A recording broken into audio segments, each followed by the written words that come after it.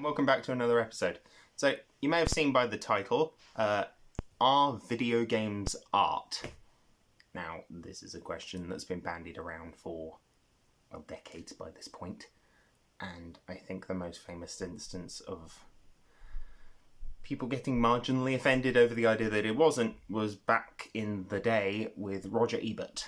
Roger Ebert stated, video games can't be art, ignoring the fact that about a century or two before, they were saying the same thing about film.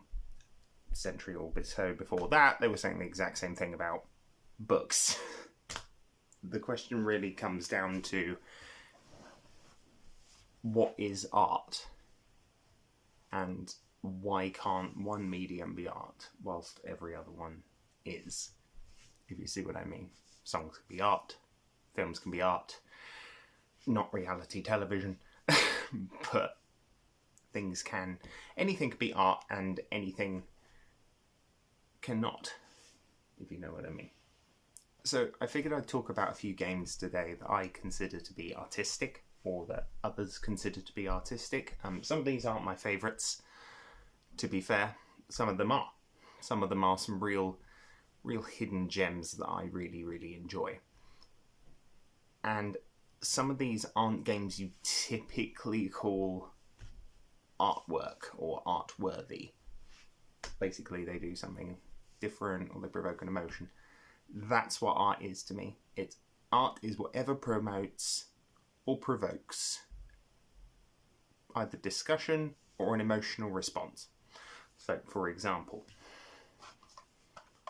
most people in the gaming space will flat out go out on a limb and say this is one of the best games ever made.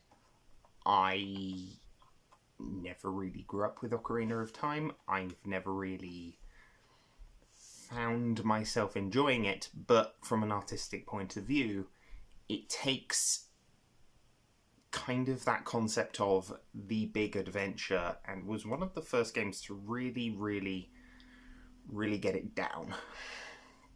To really knock it out of the park, introducing Ganondorf in, I believe, his first humanoid form, before he then went on to become, well, consistently humanoid for the rest of time, outside of Breath of the Wild. But Ocarina of Time promotes a lot of discussion, and it promotes a lot of emotional reactions from people, which I guess is kind of at the core of what art is, as I've said before. That being said, it's not a game I personally find to be art, but if there's one thing that we can safely say about that particular subject, is it's all subjective. Ocarina of Time to me has been a monolithic sort of game that everybody talks about. Everybody's discussed its themes, everybody's discussed its technical achievements, the fact that it laid the groundwork for pretty much every every Legend of Zelda up until Skyward Sword, at which point we saw another reimagining of Zelda in the form of Breath of the Wild, and then Tears of the Kingdom, which for a lot of people have been these massively beautiful games, artistically appealing, have very prominent themes. I'm not a huge fan of Breath of the Wild, and even I'll admit, watching Zelda tear up at the destruction of everything she's known promotes that strong emotional response. But would your average critic say it's a work of art? I don't think so. And I think what they mean is, can it be high art? Can games go from being an art form to being the Mona Lisa or Citizen Kane or Mary Shelley's Frankenstein, literal pillars of their respective genres and forms? Can games go from being just about fun and adventure to being more than that? And I think this first game I'm going to talk about is kind of the real gut punch to that particular question. It's Spec Ops: The Line. Now, Spec Ops: The Line released in 2012 on in June the 29th. So, day before my birthday. Very nice.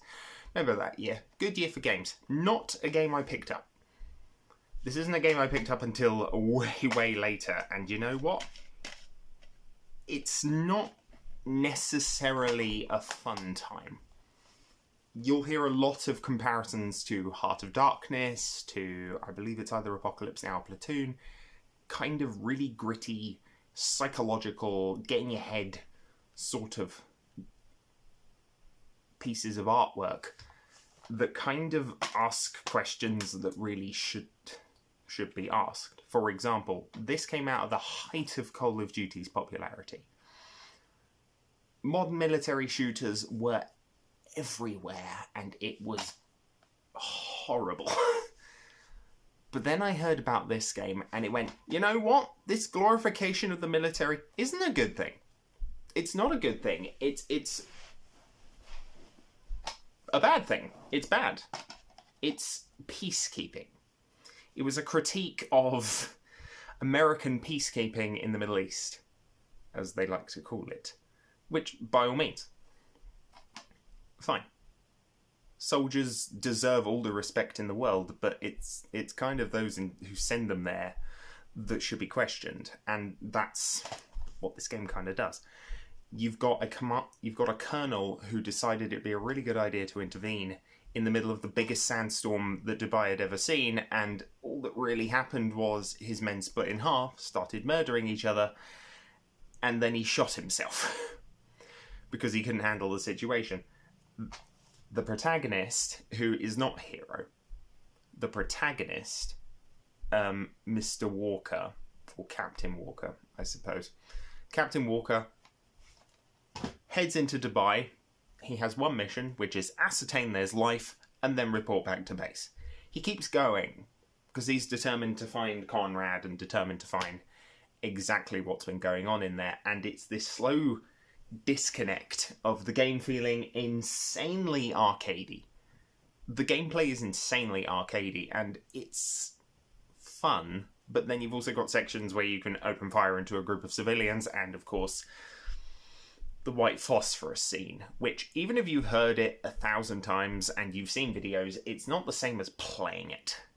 And that's really where games get their advantage. That's really where games have the advantage over films, over books, over all of that, over everything, is you're part of it. You are interacting with it. Even if the game's as linear as all hell, you're still the one driving that story. You're still the one technically pushing Walker on and on. There are no choices here. And that there are, but they're empty. They're pointless. They're meaningless. I mean, you can choose to save a guy who stole food for his family, or you can save the guy who reported him for breaking the rules. It doesn't matter. They're corpses. Walker's hallucinating. And as a result, it makes the choice both meaningless but also poignant. It's the player's choice to keep going that kind of ultimately culminates in the line, you wanted to be a hero. That was it. Like, you wanted to be a hero, so you did all of this. You killed hundreds, if not thousands of people because you wanted to be a hero. And that asks the question, how much of that is Walker? How much of that was the player? How much of that was Walker's own conscious actions here within the confines of the story? And how much of it was the player driving him forward and killing all these people? I played through it a few years ago, and there's a bit that always sticks out in my mind, as artwork should do, which is when you play games like Spec Ops: The Line, you develop kind of twitchy reflexes. So the first thing running into your path, you shoot it.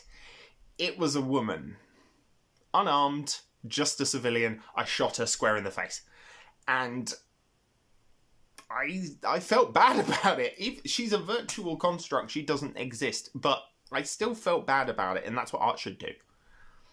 Spec Ops: The Line is really the epitome of using gameplay in a way to drive the plot forward.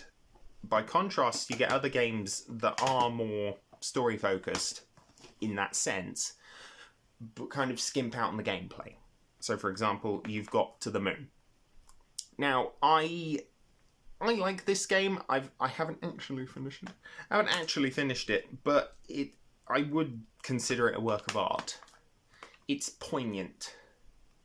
It's about memory, and it's about a woman with Asperger's syndrome kind of trying to communicate with her husband about a promise he made, but really can't do it. And then she dies, and he's left there with this endless question of, what promise did I make to her? Why was she like this, and why couldn't she communicate it? And much like Spec Ops: The Line, it leaves you with that kind of dull sense of sorrow. But unlike Spec Ops: The Line, there's a sort of happy melancholy to it. Spec Ops: The Line is a melancholy game. There's no happy ending unless Walker gives up his gun at the end of one of the few endings that you can pick. But at the end of the day, he's killed hundreds of people, and he's doomed Dubai to, well, die of thirst. To the Moon's a more centralised and personal story, just about a man on his deathbed trying to remember a promise he made to his long gone wife. Artwork can continue in other formats. It's not just the story, it's also the gameplay. Now, Killer 7 for me is a recent pickup, and it's a game that is all sorts of honky-tonk bonkers. It's completely and utterly mad. But I'd argue that makes it highly experimental. I'd even compare it to Grindhouse films. It's very gritty and kind of grounded, but also, because it's Suda51, it's all over the place. The man made an entire game about a chainsaw-wielding teenager. I mean, killing zombies, including a freaking Viking one and Elvis. So, Killer 7 is kind of the ocean where that drop of crazy came from. And artistically, it asks a lot of questions. The nature of God, the nature of man, who someone really is, if they are one person or if they're a multitude of them. It asks a lot of questions, and unlike Spec Ops: The Line, I don't have a whole lot to talk about with Killer 7, but it really struck me within its first 5 or 6 chapters how you can find a lot to talk about in the more wacky side of art. Hermias Bush, for example, his artwork was quite out there. I believe he did a piece on Eden, like the Garden of Eden. It's very strange. It's very peculiar. The same thing can be said of H.P. Lovecraft.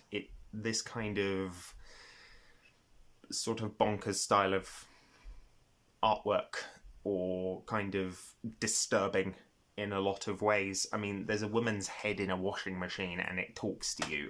It's strange. And I know there's a book that kind of goes into the specifics of Killer 7's plot, but to be honest with you, it's like reading the cheat sheet of what art should be about. So personally, I'd stay away from it. However, there are other games that are more focused in their art style, but also more focused in music. And that merger of music and gameplay can kind of really come together to create a piece of artwork, and that would be Panzer Dragoon.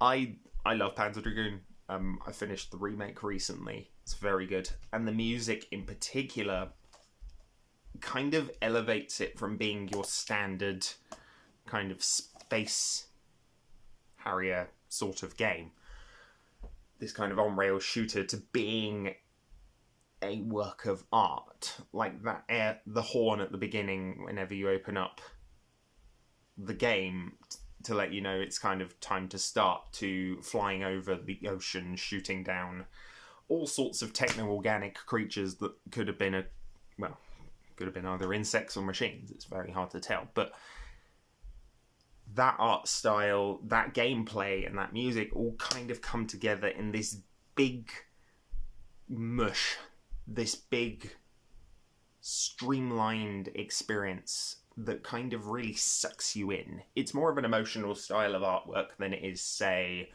actually saying something. It's designed to promote an emotion as opposed to Spec Ops: The Line, which doesn't necessarily, which does, but it's more about commentary, like To the Moon.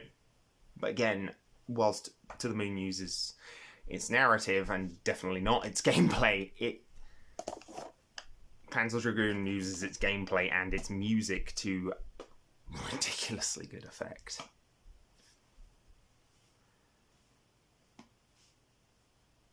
But gameplay is kind of the crux of it. It can be art, it can be the artwork, it can be the style, it can be the graphics, it can be the music, it can be the writing. But it's also the gameplay. BioShock is a sort of Cliff Notes version of objectivism. Ayn Rand famously espoused a philosophy of individualism and generally being a twat. And at the end of the day, that's kind of what BioShock is. It's taking that philosophical concept, shoving it into the embodiment of a man in the form of Andrew Ryan, and showing how, at the end of the day, a man trying to stick to his philosophy ultimately is a huge hypocrite. Is a massive, overwhelming hypocrite. He is a huge ass hypocrite, and he's easily the best part of this game. But BioShock, at the end of the day, is a story about a man or a slave. Are you a slave to the gameplay? Are you a slave to Fontaine and him asking, would you kindly, to trigger a genetic phrase that forces you to do this? Or more accurately, the character. Or are you doing all of this of your own free will? That's why the game really peaks with Andrew Ryan's death, and unfortunately afterwards it's kind of a downhill slog. I love BioShock 1 easily. I did get it at a time where its praises were being sung, but at the same time I didn't know that because I was 14. I was 14 years old when this game came out, and yeah, because I was 14, I didn't know any of this. I didn't really pay too much attention to it. So as a result, when it struck me, it was probably the most natural reaction you can have to a piece of artwork when you've never heard of it, never seen it before in your life. You just kind of read the back of the book, or you read the back of the box, or you kind of saw an exhibit one day. And there it is, and it hits you with the emotion that was really baked into it from the beginning. That kind of, are you a man or are you a slave? Are you a slave to your inhibitions, or do you show mercy? Do you show altruism in the face of being a greedy asshole? Now, people have smacked BioShock across the face with the wet fish of, your moral choice is crap. But at the end of the day, the moral choice of, do I save the little sisters? Do I cannibalize the little sisters? Is really built into objectivism as a whole. Am I that selfish asshole who puts myself above everybody else to the betterment of only myself and no one? Or do I show compassion, show that helping people can be beneficial, and get rewarded in a sense, both a physical and a non-physical sense, by being compassionate, by not expecting a reward out of this? When you first are given the choice of, do you deal with a little sister? Sorry. It's not a choice about...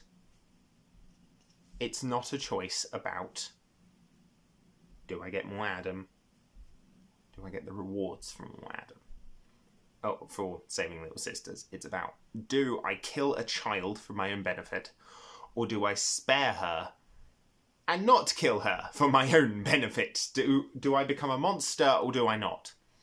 And at the end of the day, I think we know the right answer. It's the one they made canonical in Burial at Sea, as much as I disliked Burial at Sea Part 2. But maybe I'll get into that in another episode where I talk about Bioshock. Bioshock melds its gameplay much like with its story, much like Panzer Dragoon melds it with its music. By contrast, Dear Esther doesn't. Dear Esther is the purest form of a walking simulator. It's about walking in a straight line and hearing a story. But the story is semi-randomized. It's a story about a man potentially dying, potentially in limbo, either talking to his wife, talking about his wife, or talking about her death and his role in it. And Dear Esther, whilst it doesn't use gameplay to its real advantage, it does use mechanics of a game to its advantage. Going through this game, it's rare that you'll hear the same thing in the same sequence. Now, it is a game you really only play once, but it's a game that promotes discussion by being intentionally obscure. You don't really know who this man is talking about a lot of the time. He sometimes refers to a man called Donnelly, but then at the end he's like, oh, Esther Donnelly. Other times he mentions a man called Paul. Turns out that Paul is also potentially him. We don't know. It does bring to mind Killer 7. That kind of obscure sort of mixture of its story against its gameplay. That kind of really what is going on. And I've played through this game a couple of times in my life and actively sought out the Landmark edition because I enjoyed it so much. And I remember playing through it with my wife and actually discussing it. As either we were doing so or after we were doing so, kind of trying to pick apart what that story is about. And that's kind of what artwork is, in a way.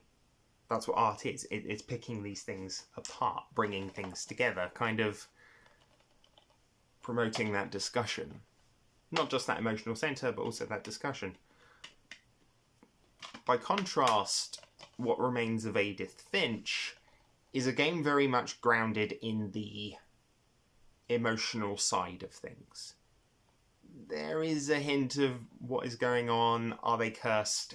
Is this family cursed? Are they not cursed?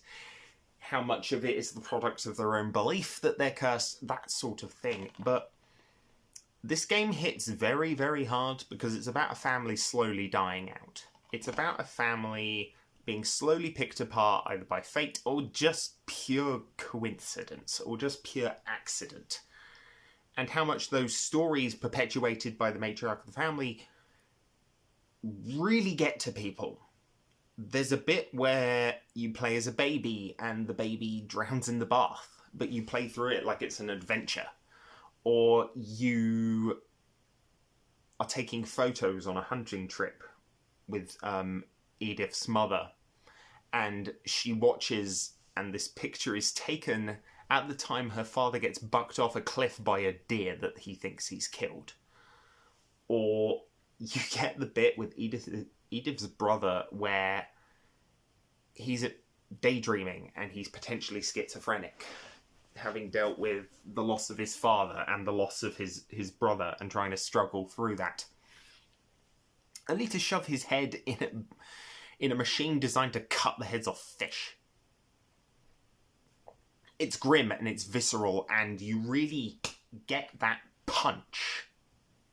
And whilst the mystery of all of this is there, it's not about that. It's not about the mystery, it's about what happens to these people in real life. And whilst they're told in a fanciful way, they are told in a way that you can very clearly tell what happened to them. And it's tragic. It's not a story filled necessarily with hope. It's not a series of stories filled with hope. It's a series of stories that smack you in the face over and over again with a bat. You know? It's brutal.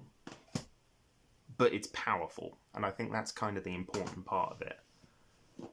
I figured I'd end this particular video with a bit of a bit of a quick chat about a game I think a lot of people would initially go, that was kind of the first grounds for walking simulators. Like Edith Finch, like Dear Esther, like What Remains of... Sorry. Everybody's Gone to the Rapture. Things like that. And that would be Myst. I'm quite a big Myst fan. I've never been able to finish it. It's a series that kind of eludes me in its gameplay department, specifically the puzzles. I find them quite obtuse. But at the same time, it's a really in-depth world with a quite tragic core. You've got this father, Atreus, who has created this world of Myst, is raising his two sons, and alongside his wife and his mother, and it's about the sheer betrayal of all of it. It's the sheer betrayal by these sons to kind of ruin his life's work. And the second one goes more into his relationship with his wife, but it's the third one of this particular series where you kind of start getting that emotional gut punch. Atreus has a new kid. He has a daughter with his wife. Many decades after his sons have been trapped, and it's about him attempting to connect back with these boys, all the now very grown men. Like a good 15 years, I think, has passed since they're trapped by him for trying to burn down his library and trying to kill and enslave people in the worlds he's created. He traps them. And in one case, good riddance. In another, not so much. But Myst is a strange beast in that it uses live action in a way that kind of fell out of favour round about the mid-90s with FMV games. FMV games, with the general tarring of the brush, suck. They are awful. Be it Night Trap, be it Sewer Shark, be it Ground Control. They're all garbage. They're all absolute garbage. Myst, by counteraction, has the puzzle side of things, but it's more of a way to slow down the story. It's almost like the gameplay is working against the story in that sense, but it's also not. The story is paced in a way where, well, it's paced in a way where the emotional payoff is at the right time. You've struggled through these worlds, you've explored them, you've experienced these multiple different worlds. When this game was released, it was the best looking thing that had ever come out, and it plays like a PowerPoint presentation. I'd argue nowadays the best way to play the original Myst is definitely just play it on Real Myst. Just play Real Myst. When Real Riven comes out, play that, and I'm hoping they'll do Revelation and Exile down the line. That's what I'm really hoping. Exile's fine. Sorry, it was Revelation. Revelation was the one about the boys, so my mistake. But yeah, that kind of blending of the story and the kind of live action segments is almost at odds with the game itself. But at the same time, the gameplay is integral. And I think that as a piece of artwork, that makes Myst a challenging one. It's not one I wouldn't personally recommend playing the original PC release. I would recommend playing Real Myst because there's more excuse me, interactivity, there's better ways to play Myst nowadays, and whilst I still find the puzzles extremely obtuse across the entire bloody series, I still maintain they're bloody good stories. Try reading the novels. They're good. They're unlike most video game tie-in novels, they're actually extremely relevant. Not that you can't play the series without it, but it adds additional depth to all these characters, and I think that can benefit the game in a way. Myst is probably one of the only games, art-wise, I would argue, kind of almost requires external reading. And that's not normally a good sign of quality, but it is one of the earliest games on this list. It even predates Zelda. So, yeah. I think that'll be it for today, guys. I know this has been a bit of a longer video than maybe last week. At about half an hour. We're about half an hour in. So I'm going to wrap it up here. But let me know, do you think games can be art? Do you think games can be high art? Do you think games can be infinitely more in-depth and emotional and grip you harder than any film you've ever seen? Because I find that a lot of the time. I very rarely cry at films anymore. I never cry at books. I've cried twice at Mass Effect 3, so take that from that what you will. I've cried at Gears of War 2. I think you know the part if you've played those games. And, yeah. Let me know. So, anyways, guys, for this week, that is me signing off.